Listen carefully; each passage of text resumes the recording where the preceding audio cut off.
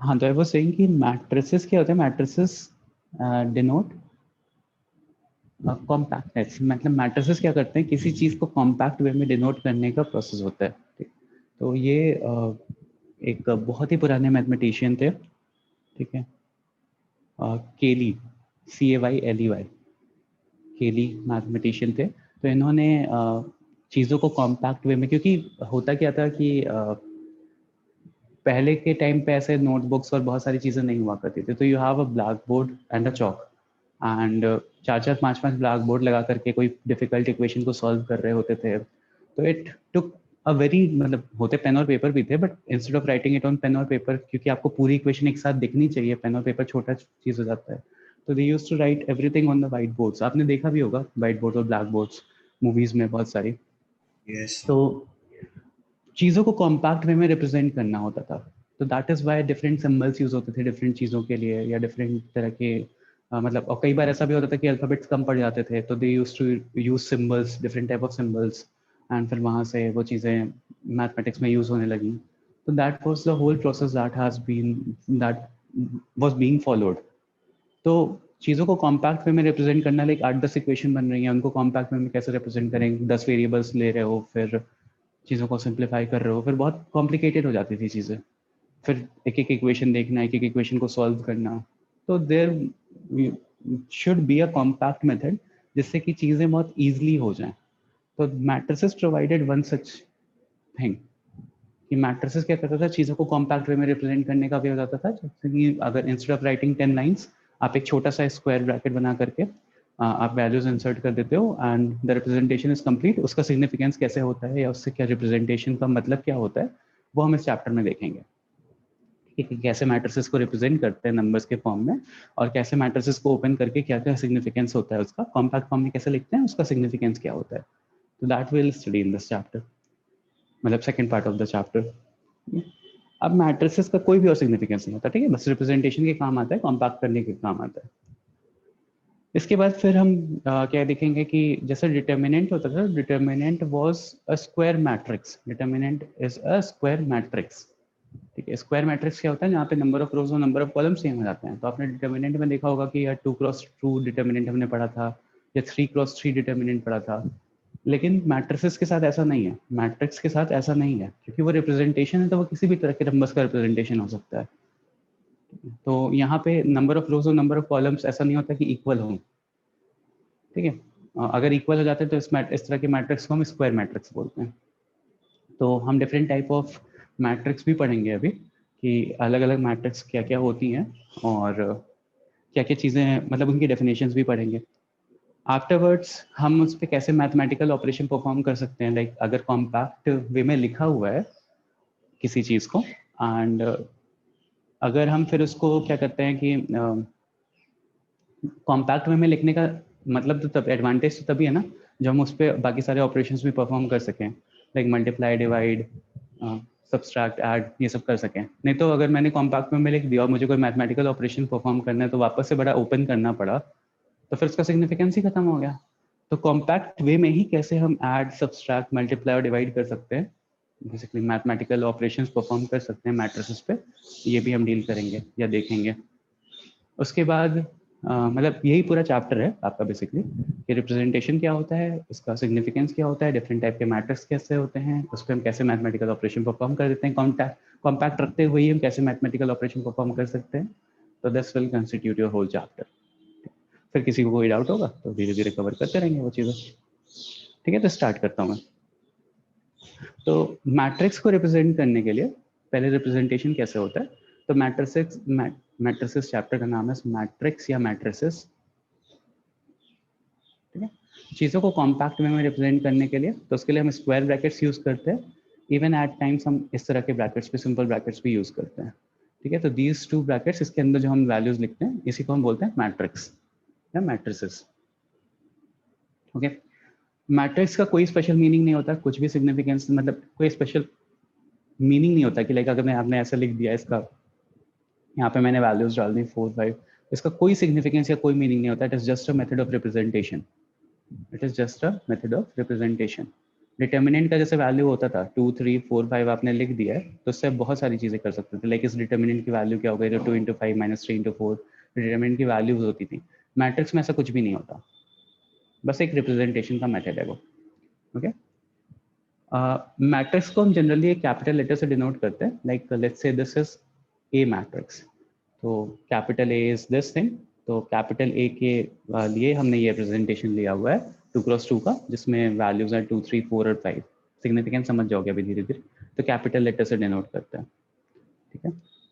Okay, भाई ये जो एलिमेंट्स होते हैं इनको हम ए आई जे से डिनोट करते हैं, ए आई जे से डिनोट करते हैं।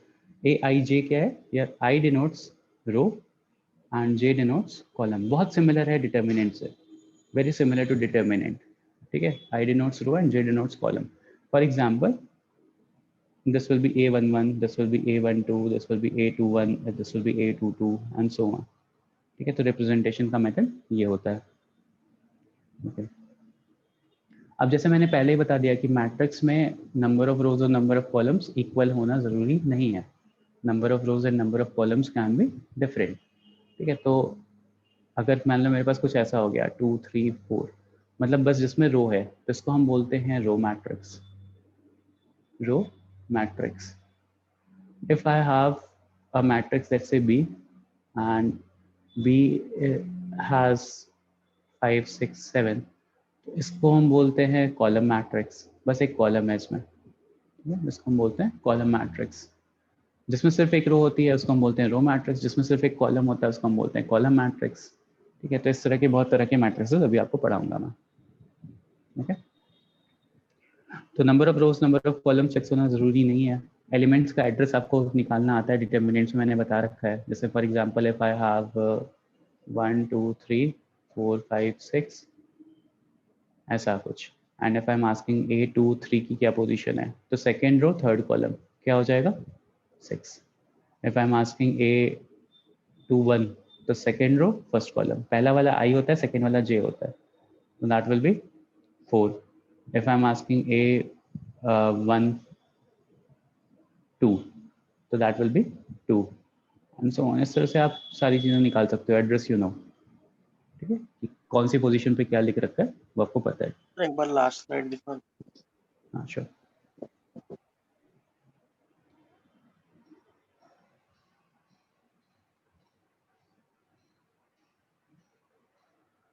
तो मैट्रिसेस के बारे में ऐसा एक बेसिक सी लाइन लिख लो कि it is just for representation, it does not have any special meaning.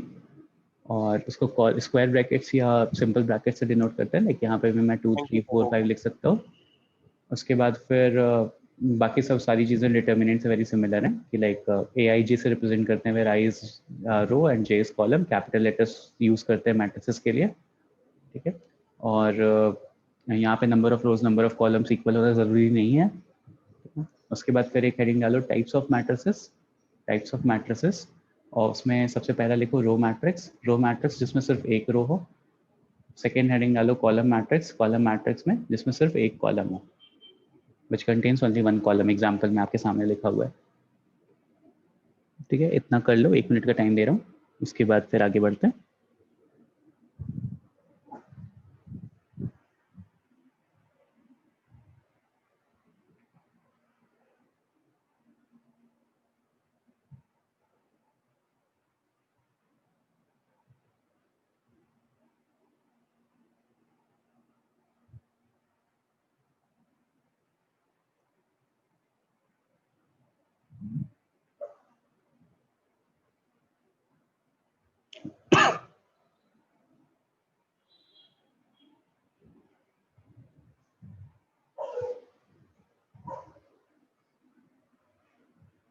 अगर टाइप्स ऑफ मैट्रिक्स में रो मैट्रिक्स हो गया, कॉलम मैट्रिक्स हो गया। रो मैट्रिक्स जिसमें सिर्फ एक रो, कॉलम मैट्रिक्स जिसमें एक कॉलम हो, सिर्फ एक कॉलम, ओनली वन कॉलम।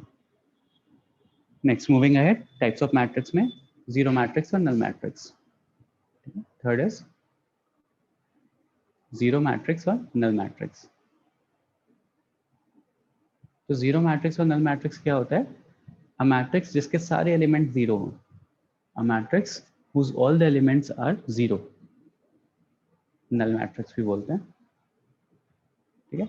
जैसे फॉर एग्जांपल 0 0 0 0 0 0 0 0 0 0 या कुछ भी, ये सारे से सारे matrix, all these matrix square bracket से डिनोट करते हैं, याद रखना। एक स्ट्रेट लाइन से डिनोट करोगे तो डिटर्मिनेंट हो जाएगा, स्क्वायर ब्रैकेट्स लगाना इंपॉर्टेंट है। तो all these matrices are known as null matrix. All the elements are zero. All elements zero. All elements have value as zero. All elements have value as zero. Null matrix बोलते हैं इसको या zero matrix बोलते हैं। Fourth is square matrix. थोड़ा theory है initially, but अभी जब मैथमेटिकल ऑपरेशंस पे आएंगे तो इंटरेस्टिंग हो जाएगा चैप्टर। ये सारी चीज़ें जानना ज़रूरी है क्योंकि टर्म कुछ भी यूज़ हो सकता है क्वेश्चन में। कि लाइक अगर आपसे बोल दिया कि it is a square matrix of order 3, तो स्क्वायर मैट्रिक्स ऑफ ऑर्डर 3 से आपको समझना चाहिए कि क्या है, किस तरह का मैट्रिक्स है। If it is a null matrix और नॉट, आपसे क्वेश्चन में पूछ लिया तो आपको पता होना चाहिए कि नल मैट्रिक्स होता क्या है पहले, तब आप क्वेश्चन का आंसर कर पाओगे ना, whether that is a following null matrix और not. Let's say upon simplification आपको नल मैट्रिक्स मिल रहा हो, definition should be very clear, ठीक है। पूछता नहीं है डेफिनेशन, बट क्लियर होनी चाहिए, क्वेश्चंस में यूज करता है। Square matrix if number of rows becomes equal to number of column, ठीक है। AIJ जो आप एलिमेंट्स को डिनोट करते हो, तो if number of rows becomes equals to number of columns, तो ऐसे मैट्रिक्स को हम बोलते हैं स्क्वायर मैट्रिक्स। Square matrix. अच्छा, अब इसको ऐसे भी बोल सकते हैं कि square matrix of order, square matrix of order n, ठीक है। तो बेसिकली होता क्या है नॉर्मली, नॉर्मली किसी मैट्रिक्स को रिप्रेजेंट करने के लिए होता है m cross n, where m denotes rows and n denotes columns. इसको हम बोलते हैं order of matrix. Like order of matrix is 3 cross 2, तो 3 क्रॉस 2 से आप समझ रहे हो, like order of matrix is 3 cross 2, तो 3 क्रॉस 2 से आप समझ रहे हो कि 3 रो हैं और 2 कॉलम है, 3 रो और 2 कॉलम है, तो ऐसा कोई मैट्रिक्स होगा, ठीक है। 3 रो ABCDEF, तो 3 रो हो गए और 2 कॉलम हो गए, आपको ये चीज क्लियर हो जाती है, तो इसको बोलते हैं order of matrix, order of matrix. लेकिन अगर स्क्वायर मैट्रिक्स है, ठीक है, ऑर्डर n, अगर आपको बस ऐसा लिखा है कि order a matrix of order n, तो बाय डिफॉल्ट समझ जाना कि वो स्क्वायर मैट्रिक्स होगा, क्योंकि वो n क्रॉस n बोल रहा है। लाइक इसको मैट्रिक्स ऑफ ऑर्डर 3, तो मैट्रिक्स ऑफ ऑर्डर 3 का मतलब हो गया कि 3 क्रॉस 3 का मैट्रिक्स हो गया, या बेसिकली वो स्क्वायर मैट्रिक्स हो गया। तो ये चीज़ें समझ में आनी चाहिए, ठीक है। नॉर्मली ऑर्डर ऑफ मैट्रिक्स क्या होता है, रो 1 टू कॉलम देता है, लेकिन स्क्वायर मैट्रिक्स के केस में बस एक ही बार यूज करेगा कि it is a matrix of order 2, तो 2 क्रॉस 2 हो गया। If there is a matrix of order 4, तो 4 क्रॉस 4 मैट्रिक्स हो गया, एंड सो ऑन। आपके सिलेबस में बस 3 क्रॉस 3 तक है, मतलब 3 मैट्रिक्स तक, 3 रो और 3 कॉलम से ज़्यादा नहीं कर सकता। तो IIT के भी सिलेबस में है और यहाँ के भी सिलेबस में, मतलब स्कूल के भी। ओके, तो स्क्वायर मैट्रिक्स जहाँ पे नंबर ऑफ रोज और नंबर ऑफ कॉलम सेम होते हैं। अब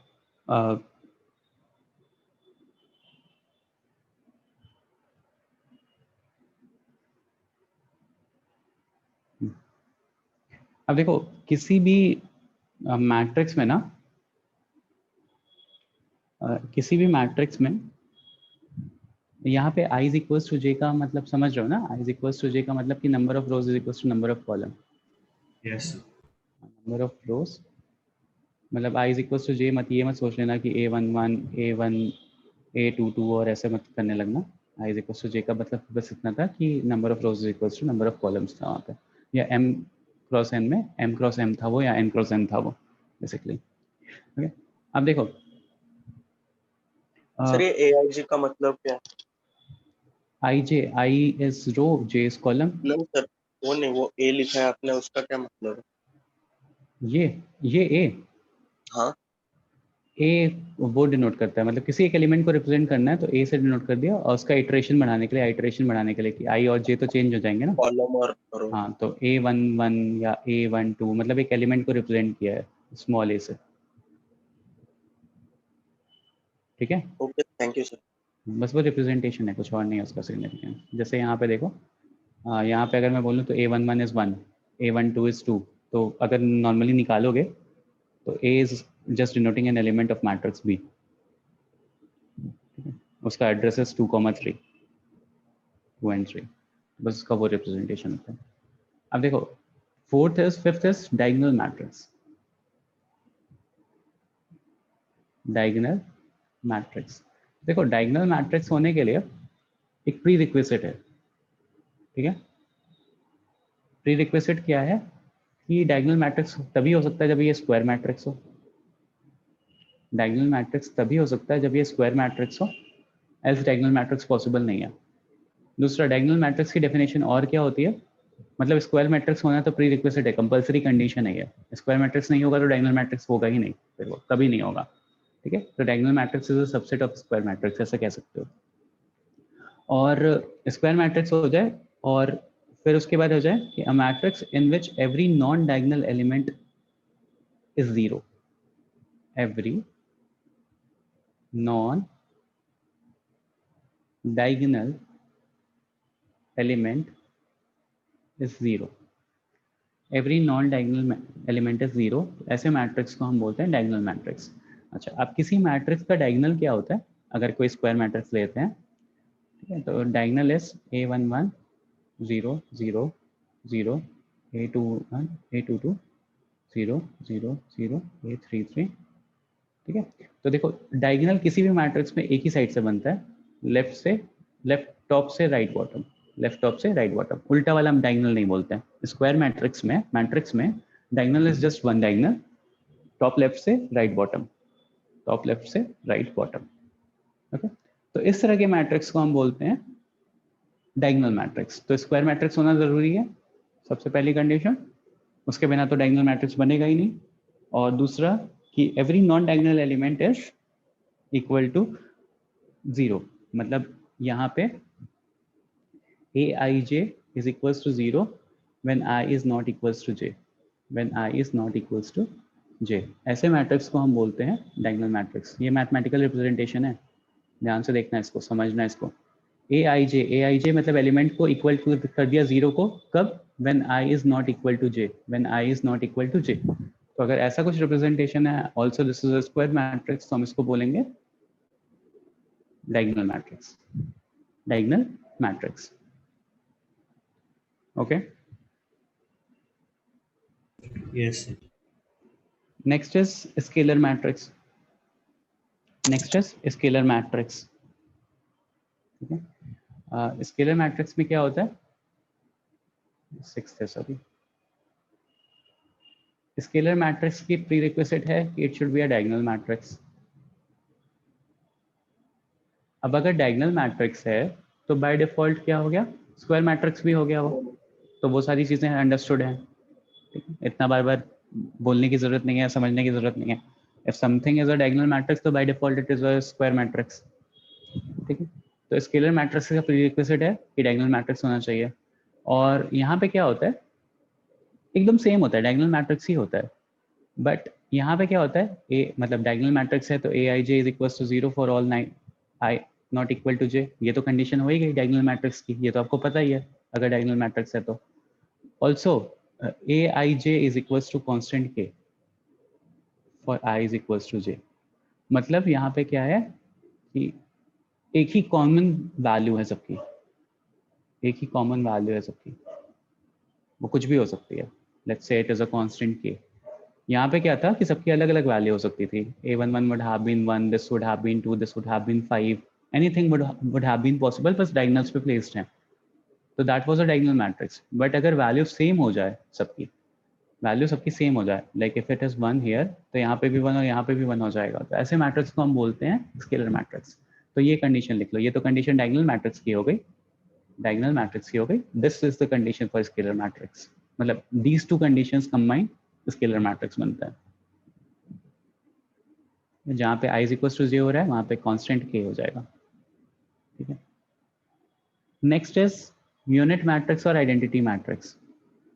सेवेंथ, यूनिट और आइडेंटिटी मैट्रिक्स। यूनिट और आइडेंटिटी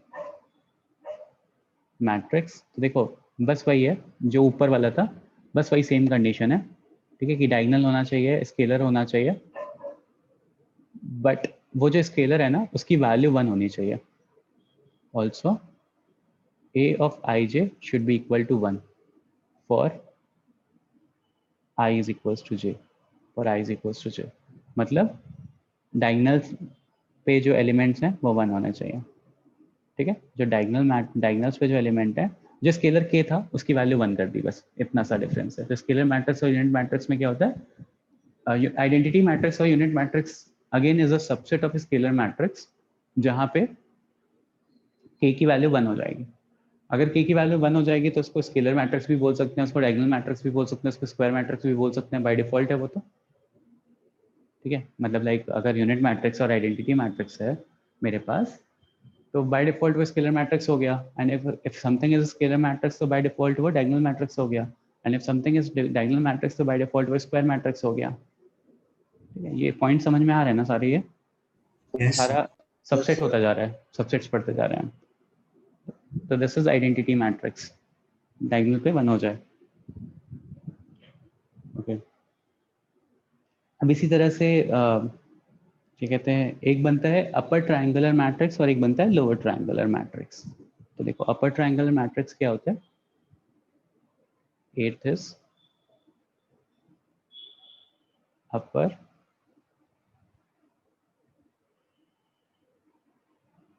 ट्रायंगुलर मैट्रिक्स.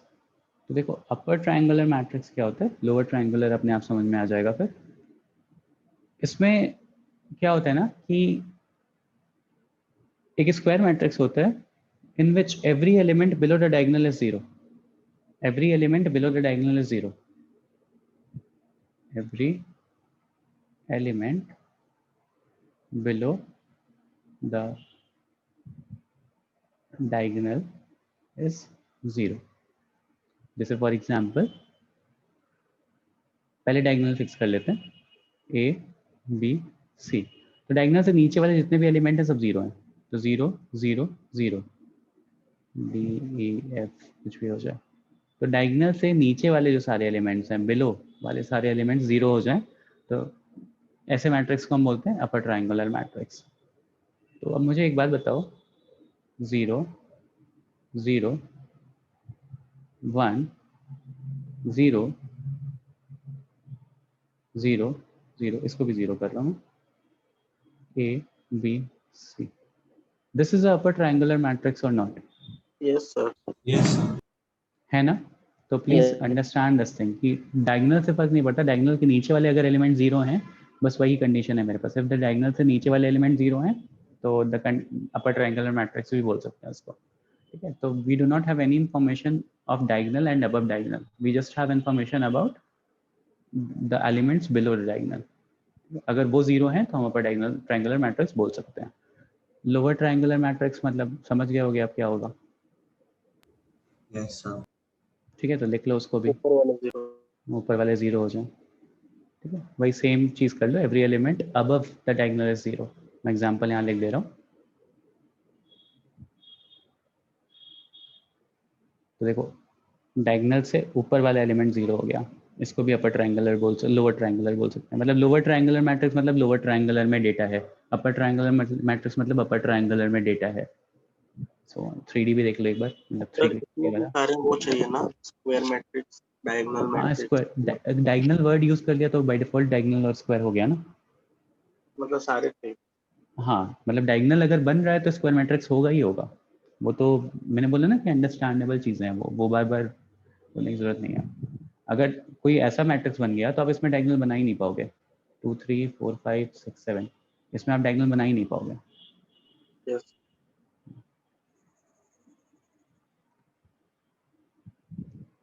तो नोट कर लो.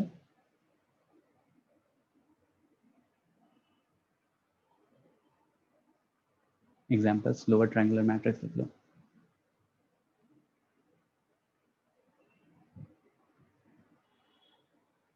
और मान लो कभी ऐसा ही बोल दे कि ट्रायंगुलर मैट्रिक्स, आपको नहीं बताया कि अपर ट्रायंगुलर है या लोअर ट्रायंगुलर है, तो समझ लेना कि कोई भी एक मैट्रिक्स हो सकता है, या तो अपर ट्रायंगुलर हो सकता है तो लोअर ट्रायंगुलर हो सकता है. वो हम क्वेश्चन में और डेटा गिवन होगा उससे निकालेंगे.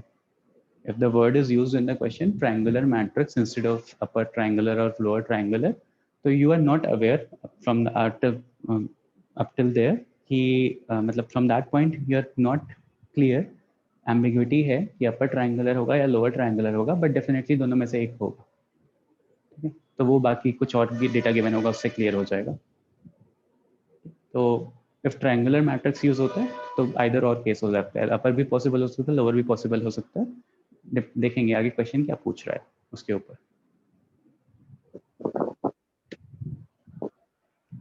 Sir Okay. स्क्वायर और जीरो दोनों भी हुआ तो फिर अपर और लोअर होगा ना. क्या होगा? Square matrix and zero matrix. Null matrix हो गया. हाँ तो फिर दोनों नल भी स्क्वायर होगा. मैट्रिक्स. हाँ तो फिर लोअर लोअर ट्राइंग मतलब वो देखेंगे यार क्वेश्चन कैसे करते हैं, मतलब सबका सिग्निफिकेंस समझ में आ रहा है ना. पॉइंट बस मतलब डेफिनेशन क्लियर हो जाए, बस बाकी सारी चीजें कैसे क्वेश्चंस में पूछेगा वो हम धीरे धीरे करके देखेंगे अभी. वैसे next is 11th is symmetric matrix, मतलब 10th इज सिमेट्रिक मैट्रिक्स. यहाँ पे 10th में आप ट्रायंगुलर मैट्रिक्स में एक नोट बना के लिख लेना कि अपर और लोअर जब तक नहीं मेंशन है तब तक we have to consider every possibility. Triangular matrix अगर बस मेंशन है तो. Next is symmetric matrix.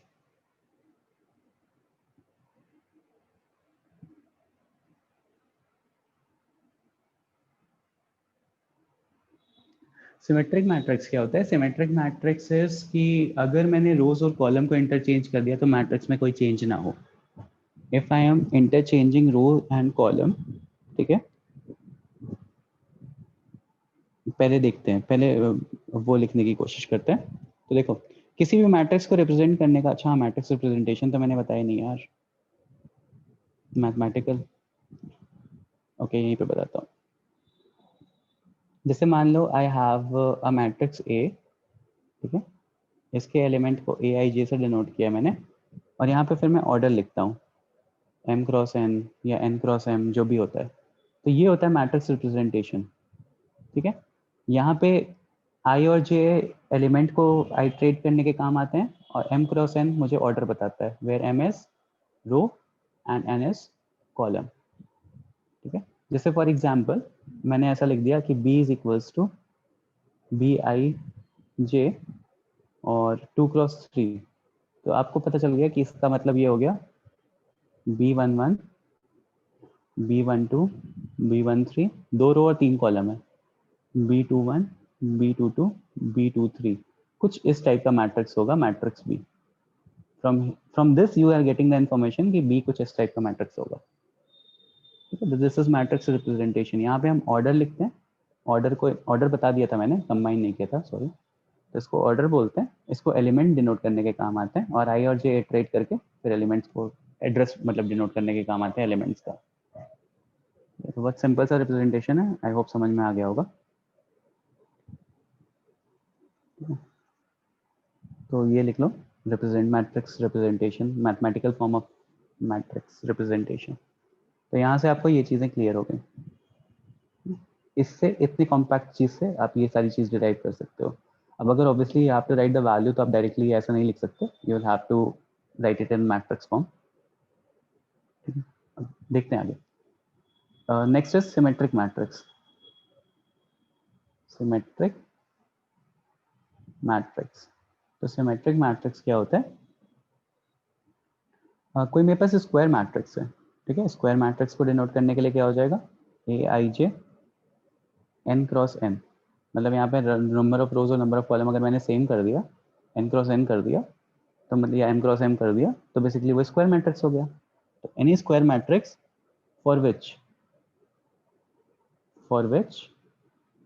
A i j is equals to a j i, a i j is equals to a j i, इसको हम बोलते हैं symmetric matrix. This matrix is symmetric matrix.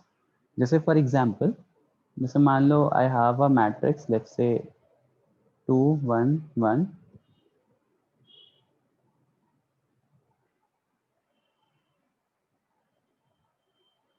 ठीक है. अब देखो अगर मैं रोज को कॉलम को रोज में चेंज कर देता हूँ, क्या लिख रहा है, सर इनिशियलाइज ओके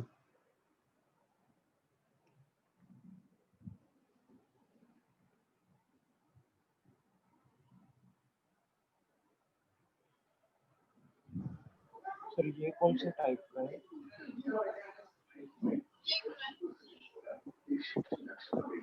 सर ये सिमेट्रिक मैट्रिक्स का सब टाइप है। क्या बेटा ये सिमेट्रिक मैट्रिक्स का सब टाइप है। symmetric matrix is a different type of matrix, but for a symmetric matrix to exist, that should be a square matrix. No sir, पहले आपने सिमेट्रिक मैट्रिक्स पढ़ा है ना, तो ये वाला नहीं, पहले मैंने सिमेट्रिक मैट्रिक्स नहीं पढ़ाया, पहले मैंने बस सिमेट्रिक मैट्रिक्स बताया था, फिर मैंने उसको चेंज कर दिया था एंड मैंने आपको मैथमेटिकल रिप्रेजेंटेशन ऑफ मैट्रिक्स बताया गया था. This is okay sir, mathematical representation. ठीक है, ओके सर, सिमेट्रिक अभी पढ़ा रहा हूँ. ओके तो देखो क्या हो रहा है, a of i j should be equal to a of j i. तो अगर मैंने रोज को कॉलम में कन्वर्ट कर दिया, कॉलम को रोज में कन्वर्ट कर दिया, तो the matrix should be same. तो देखो अगर मैं कॉलम को चेंज करता हूँ, रो में कन्वर्ट करता हूँ, तो जो मैंने मार्क किया हुआ है उसको देखो कॉलम में कन्वर्ट कर रहा हूँ, 2 3 एंड 4. फिर ये वाले रो को, ये वाले कॉलम को रो में चेंज करते हैं, तो 3 2 एंड 1. और फिर ये वाले कॉलम को ये वाले रो में चेंज करते हैं, तो 4 1 एंड 2. तो आप देख सकते हो कि ये वाला मैट्रिक्स और ये वाला मैट्रिक्स एकदम सेम आ गया. मतलब रो और कॉलम को चेंज करने के बाद if I am getting the same matrix, ठीक है, ट्रांसफॉर्म करने के बाद, मतलब रो को कॉलम में चेंज कर दिया एंड कॉलम को रो में साइमल्टेनियसली, तो if you are getting the same matrix, तो ऐसे मैट्रिक्स को हम बोलते हैं symmetric matrix. These type of matrix are symmetric matrix. तो मैथमेटिकल रिप्रेजेंटेशन क्या हो गया, a should be equal to a i j n cross n, ये स्क्वायर मैट्रिक्स हो गया. तो square matrix for which a of ij is equals to a of ji, like a of 1 1, a of 1 2 should be equal to a of 2 1. So a of 1 1 1 2 is equals to a of 2 1. Okay. A of 3 2 is equals to a of 2 3. So a of 3 2 is equals to a of 2 3. तो देखो दोनों change same है. तो if ऐसा कुछ हो जाता है तो हम बोलते हैं कि सिमेट्रिक मैट्रिक्स हो गया. The matrix is a symmetric matrix.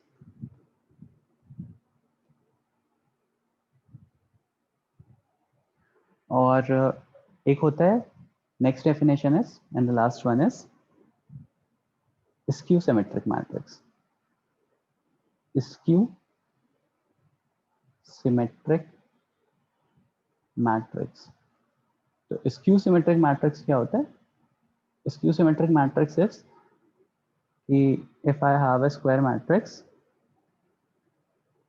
n cross n, जब भी n cross n लिख दिया तो समझ लेना स्क्वायर मैट्रिक्स है, for which a of ij is equals to minus of a of ji. तो ऐसे मैट्रिक्स को हम बोलते हैं स्क्यू सिमेट्रिक मैट्रिक्स. ऐसे मैट्रिक्स को हम बोलते हैं skew symmetric matrix. For example 0 -5 5 and 0. ठीक है, या लेट्स से एक और एग्जांपल 0 -4 7 4 0 -5 -7 5 एंड 0. तो सच टाइप ऑफ मैट्रिक्स, 0 होना कंपल्सरी नहीं है, मैंने रैंडमली ले लिया. आप यहाँ बंद भी कर लो, कोई प्रॉब्लम नहीं आएगी. ठीक है, तो ऐसे मैट्रिक्स को हम बोलते हैं स्क्यू सिमेट्रिक मैट्रिक्स. देखो ए ऑफ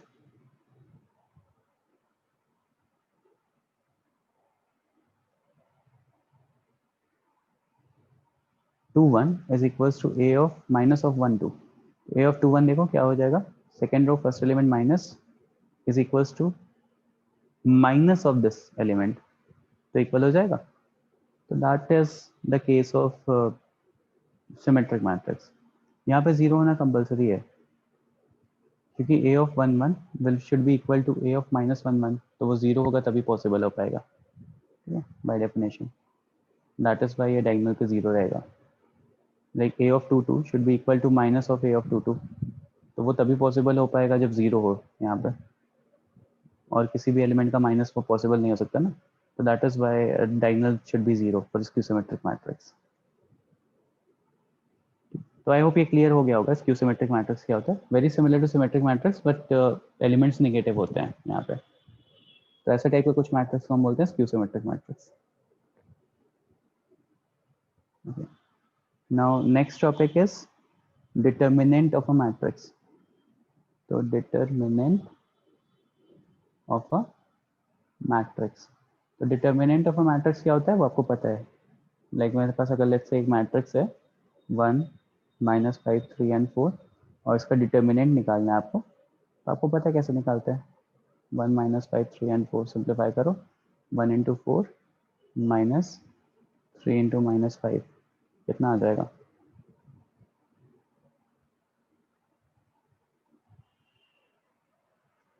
निकाल लोगे ना, 4 + 15 19 आ जाएगा। तो डिटर्मिनेंट ऑफ अ मैट्रिक्स इसको बोलते हैं। That is why I was saying कि मैट्रिक्स पढ़ने के बाद फिर हम डिटर्मिनेंट पढ़ते हैं, क्योंकि डिटर्मिनेंट इज अ सब पार्ट ऑफ मैट्रिक्स। या डिटर्मिनेंट इज बेसिकली समथिंग जो हम स्क्वायर मैट्रिक्स का निकालते हैं, मैट्रिक्स की वैल्यू निकालने के काम आता है। ऑल्दो मैट्रिक्स की वैल्यू निकालने का कोई सिग्निफिकेंस नहीं होता है, मैट्रिक्स के डिटर्मिनेंट ऑफ अ मैट्रिक्स बोलते हैं उसको। मतलब हम मैट्रिक्स को डिटर्मिनेंट में चेंज करते हैं, उसकी वैल्यू निकालते हैं। Matrix is just a representation. बेटा ये डिटर्मिनेंट ऑफ ये रिप्रेजेंटेशन था, ये डिटर्मिनेंट्स पढ़ाते वक्त बताया हुआ है। अच्छा हाँ यस। हाँ, मॉड ऑफ ए मतलब ठीक है वो मॉड ए लग रहा है, लेकिन मैट्रिसेस और डिटर्मिनेंट में वो डिटर्मिनेंट ही है। अच्छा एक दो पॉइंट और है इसी डिटर्मिनेंट ऑफ अ मैट्रिक्स से रिलेटेड। एक सिंगुलर मैट्रिक्स बनता है, you will have a singular matrix, singular matrix. और सिंगुलर मैट्रिक्स क्या होता है कि जिस मैट्रिक्स का डिटर्मिनेंट 0 आ गया, if the value of the determinant of a matrix is 0, ठीक है, if determinant A is equal to 0 हो गया, तो ऐसे मैट्रिक्स को हम बोलते हैं singular matrix. Such type of matrix are known as singular matrix. तो बेसिकली क्या हो गया कि if you are trying to find the determinant value and it comes out as 0, so the matrix is a singular matrix. So the matrix is a singular matrix. Non-singular matrix समझ में आ गया होगा कि not equal to 0. Non-singular matrix is determinant of A is not equal to 0. And next is transpose of a matrix. तो transpose of a matrix क्या होता है? रोज और कॉलम को इंटरचेंज करके जो मैट्रिक्स बनता है उसको हम बोलते हैं transposed matrix. Transposed matrix for example singular matrix मतलब जिसका determinant A is equal to 0, non singular मतलब जिसका determinant A not equal to 0। Now next is transpose of a matrix. Transpose of a matrix तो वो क्या होता है, उसको डिनोट करते हैं। जैसे मान लो मेरे पास एक मैट्रिक्स है A B C D E F, तो इसका ए ट्रांसपोज क्या होगा, रोज को ए और कैपिटल टी से सुपरस्क्रिप्ट में एक छोटा सा टी यूज करते हैं, कैपिटल टी। तो रोज को कॉलम में चेंज कर दो और कॉलम को रोज में। तो लेट्स से आप change this into a c e b d f. तो this is a transpose of a matrix. अगर आपसे बोला है कि find the transpose of a matrix, तो आप क्या करो, रोज को उठा के कॉलम में चेंज कर दो, बस इतना से कर लोगे तो हो जाएगा। या कॉलम को उठा के रोज में चेंज कर दो, बात वही है। तो that is transpose of a matrix. तो for any matrix transpose of a matrix आप निकाल सकते हो, ठीक है। और अगर ये transpose of a matrix square हो जाए और transpose matrix is equal to original matrix, अगर ऐसा आ गया तो ऐसे मैट्रिक्स को हम क्या बोलेंगे, the matrix is square, skew symmetric नहीं, सिमेट्रिक मैट्रिक्स बोलेंगे। सॉरी हाँ सिमेट्रिक मैट्रिक्स, क्योंकि अगर मैंने ट्रांसपोज किया और स्क्वायर मैट्रिक्स का ट्रांसफॉर्मेशन ट्रांसपोज किया and comes out as the original matrix itself, तो हम इसको बोलते हैं कि वो सिमेट्रिक मैट्रिक्स हो जाता है। तो ये हो गया आपका टोटल, ठीक है। तो फॉर सिमेट्रिक मैट्रिक्स आप ये भी बोल सकते हो, सिमेट्रिक मैट्रिक्स के A इज इक्वल्स टू 80 हो जाएगा and for skew symmetric matrix A is equals to minus of 80 हो जाएगा। फॉर स्क्यू सिमेट्रिक मैट्रिक्स ये स्क्यू सिमेट्रिक के लिए हो गया और ऊपर वाला सिमेट्रिक के लिए हो गया। ओके, क्वेश्चन पे मूव करें।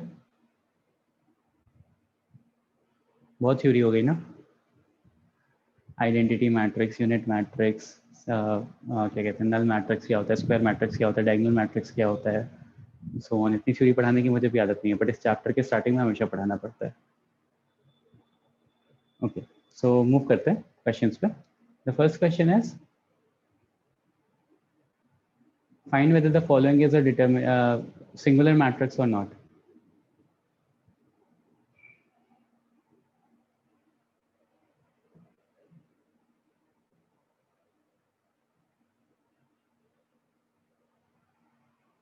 Find whether the following matrix is a singular matrix or not.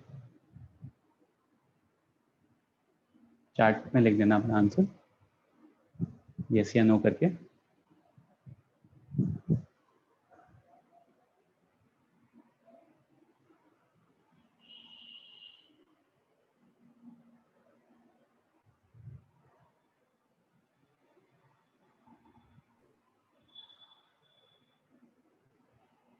वो पहला टर्म x प्लस वाई है। सर हाँ सर एक डाउट था कि सर अगर क्वेश्चन में दिया है कि expand with the second row, मतलब इसमें 1 1 1 वाला है, तो सर उसमें सर फर्स्ट वन के सामने वाला साइन प्लस लेना है या माइनस लेना है, ऐसा कुछ है क्या? एक्सपैंड विद सेकेंड रो बोला है वो, है ना? नहीं सर, अगर बोला हुआ तो हाँ मतलब समझ गया मैं आपका। आप एक काम करो बेटा, इस चीज़ को ना चेक कर लो। आप एक डिटर्मिनेंट लो, ठीक है, any random determinant, let's say 1 2 3 4 5 6 7 8 9, ठीक है, ये ले लो। अब सबसे पहली रो से एक्सपैंड कर लो और सेकंड रो से एक्सपैंड कर लो, आपको ये चीज़ क्लियर हो जाएगी। ओके, ठीक है, तुरंत क्लियर हो जाएगा कि माइनस साइन होना चाहिए या नहीं होना चाहिए। वैसा किया था तो फिर वो माइनस, मतलब जैसे माइनस हम आया लोग, था ना, हाँ माइनस प्लस माइनस माइनस आया था, माइनस प्लस माइनस, हाँ समझ गया मैं। वो वैसे ही आएगा कि मतलब बेसिकली क्या होता है कि जब आप सेकंड रो से एक्सपैंड कर रहे होते हो या सेकंड कॉलम को एक्सपैंड कर रहे होते हो, कॉलम के थ्रू एक्सपैंड कर रहे होते हो, तो ऑलवेज रिमेंबर कि वहाँ पे एक माइनस साइन होता है पहले से। फर्स्ट वाली पोजीशन के लिए प्लस होता है, फर्स्ट वाली पोजीशन से स्टार्ट करते हो, थर्ड वाले के लिए प्लस होता है, सेकंड वाले के लिए एक माइनस साइन पहले से होता है, जिसे आप करते हो ना आई माइनस जे फिर प्लस के करते हो, यस सर, बस वही होता है। हाँ ऑल्टरनेट होता है वो, तो दैट इज वाई एक माइनस साइन वहाँ रहेगा, काउंटर हो जाएगा। Yes sir, thank you sir. Aryan, you have to find whether the following the determinant, मतलब आपको निकालना है कि that following matrix is a singular matrix or not. Mohit check करो फिर से, बाकी सबका सही है। तन्मय, जिया, सोहम सबका सही है, मोहित आपका गलत है।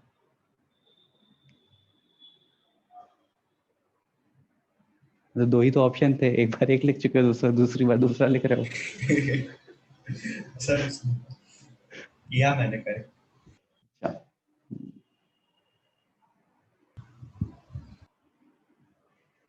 तो ठीक है, this is a singular matrix. आप इसके डिटर्मिनेंट निकालो, चेक करो, you will get to know कि क्या आ रहा है।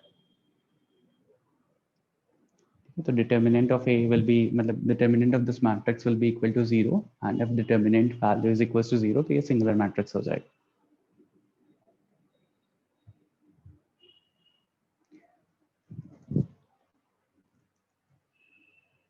तो x plus y times of y minus x, y minus x minus y plus z times of y minus z, y minus z plus z plus x times of x minus z। तो यहाँ से क्या हो जाएगा, X square minus Y square, sorry Y square minus X square, ठीक है, minus times of Y square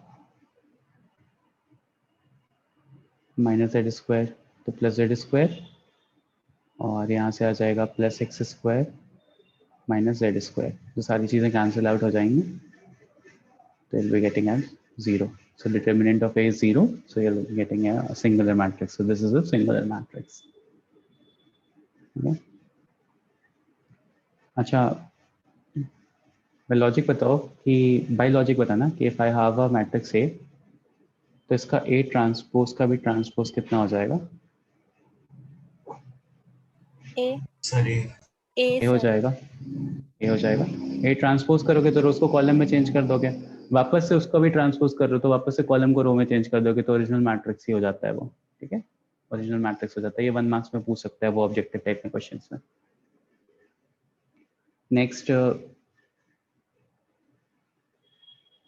question is I have a matrix. ये clear था ना सबको? किसी को कोई प्रॉब्लम नहीं है? फॉर एनी मैट्रिक्स उसका ट्रांसपोज का भी ट्रांसपोज निकालोगे तो that will be that matrix itself.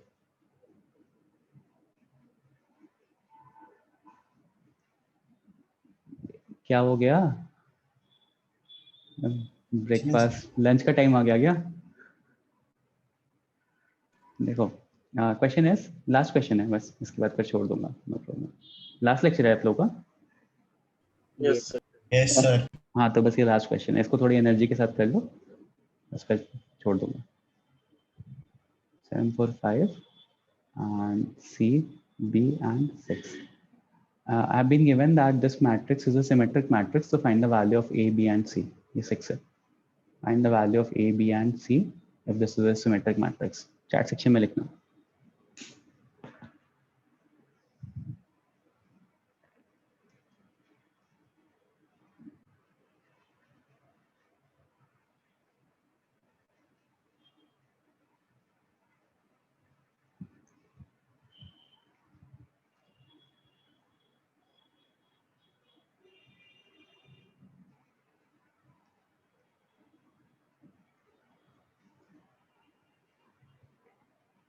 Find the value of A, B and C if this is a symmetric matrix.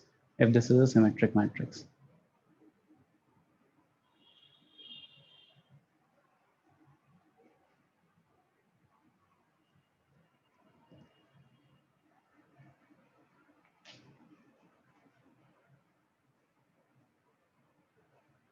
सही है मोहित।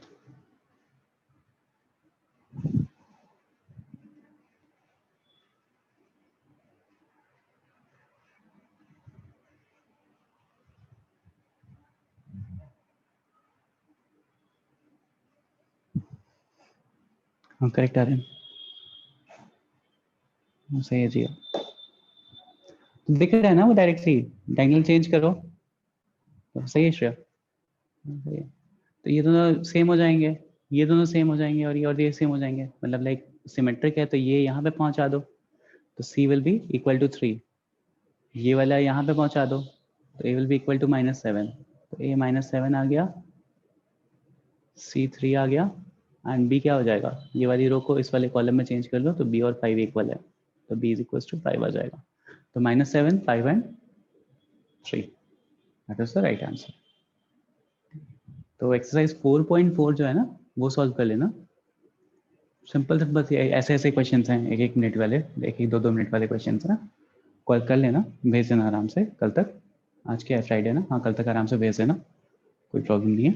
और नेक्स्ट लेक्चर में मतलब नेक्स्ट 2 लेक्चर्स में मैट्रिसेस कंप्लीट हो जाएगा। और मैं बात करता हूँ क्योंकि एक तो मैथ्स है जो थोड़ा फ्री माइंड से पढ़ना पड़ता है, ऐसे बर्डन माइंड से नहीं पढ़ पाओगे मैथ्स। तो मैं कोशिश करूंगा कि आप लोगों के जो लेक्चर्स लगे वो थोड़ा सा मॉर्निंग में लगे। तो मैं बात करता हूँ मतलब एज इन की बीच वाले स्लॉट में जाए। जरूरत है उसकी। हाँ सर।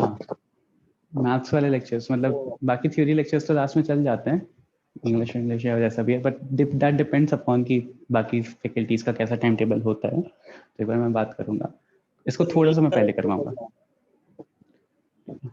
बाकी नेक्स्ट लेक्चर से इतनी थ्योरी नहीं होगी तो आप लोग को इतना बोरिंग नहीं लगेगा, क्वेश्चंस करते रहते तो मतलब वो बना रहता है, रिदम बना रहता है। सच में नींद आ गई थी आज। तो मैं क्या करूँ, अब बताना भी जरूरी था ना। हाँ सर बता रहा हूँ। चलो ठीक है, एक्सरसाइज 4.4 कर लेना, ठीक है। सेशन में एंड कर रहा हूँ, I will be sharing the slides. चलो thank you everyone, bye. Bye.